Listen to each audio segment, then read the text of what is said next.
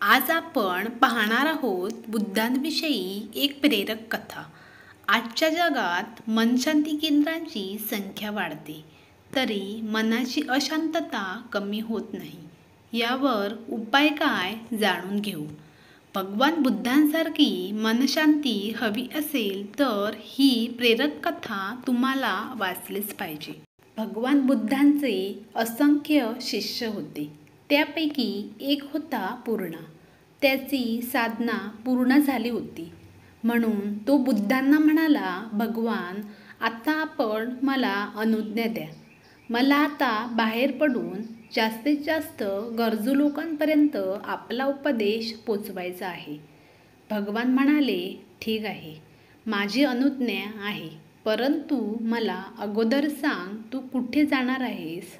पूर्णा म्हणाला, भगवान, बिहारमध्ये सुखा नावाचा एक छोटासा प्रदेश आहे, जिथे अजून आपल्यापैकी कुणीही भिक्खू गेलेला नाही आणि तिथल्या लोकांना आपल्या उपदेशाचा लाभ झालेला नाही.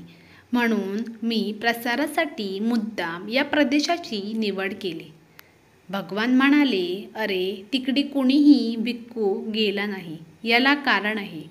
तिथले लोक फार वाईट आहेत म्हणे. तू तिथे गेलास तर कदाचित ते तुझा अपमान करतील. मग तू काय करणार.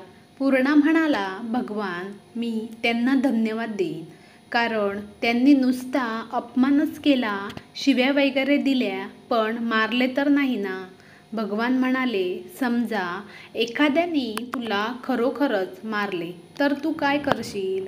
पूर्णा म्हणाला, भगवान, तरीही मी त्यांना धन्यवाद देईन, कारण त्यांनी मला नुसते मारले, जीव तर नाही घेतला.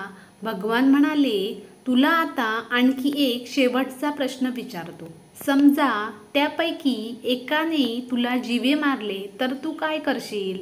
पूर्णा म्हणाला, भगवान, याही अवस्थेत मी त्यांचा ऋणीच राहीन, कारण त्यांनी मला जीवनमुक्ती दिली, नाहीतर कदाचित मी पुढे जीवनात बहकून गेलो असतो. यावर संतुष्ट होऊन भगवान बुद्ध म्हणाले, पूर्णा, तू माझ्या परीक्षेला पूर्ण उतरलास. आता तू हवे त्या ठिकाणी जाऊन प्रचारकार्य करू शकतोस. कारण तू कुठेही गेलास तरी सर्वजण तुला तुझे कुटुंबीय वाटतील, ज्याचे हृदय असे प्रेमाने सदैव भरलेले असते. त्याला जगातील कोणतीही व्यक्ती इजा करू शकत नाही. भगवान महावीरांच्या बाबतीत असेच सांगतात की ते काट्यावरूनही अनवाणी चालू शकत असत, कारण ते चालताना काटे आपली वर असलेली टोके खाली करत असत. महम्मद पैगंबरांच्या बाबतीत म्हटले जाते, वाळवंटातून प्रखर उन्हात चालत असताना त्यांच्या डोक्यावर नेहमी एक ढग सावली धरत असे.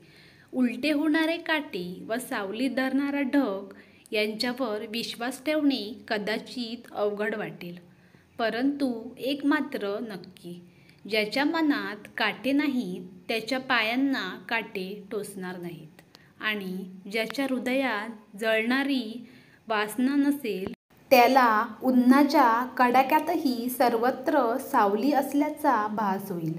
एकूणच काय तर सर्व काही चित्तवृत्तीवर अवलंबून असते. ती जोपर्यंत शांत असते तोपर्यंत बाहेरील विषमस्थितीचा तिच्यावर काही परिणाम होऊ शकत नाही.